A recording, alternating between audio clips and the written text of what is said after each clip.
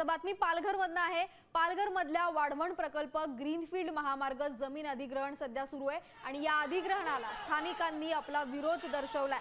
3 तास आंदोलकांनी चिंचली डहाणी रोड हा अडवून धरला होता आणि या ठिकाणी मोठ्या प्रमाणात पोलीस बंदोबस्त तैनात करण्यात आलेला आहे। महामार्गासाठी प्रशासनाकडून जमीन ताब्यात घेण्याचं काम सुरू असल्यानं इकडचे स्थानिक आक्रमक झालेले दिसतात। यावेळी काही आंदोलकांना पोलिसांनी ताब्यात घेतले।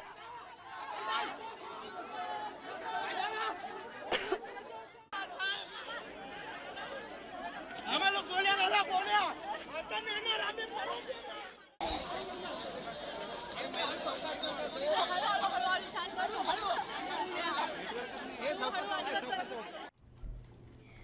मी नेहमी फक्त साम टीव्हीच पाहते कारण त्यांच्या बातम्या मला रिलेट करतात।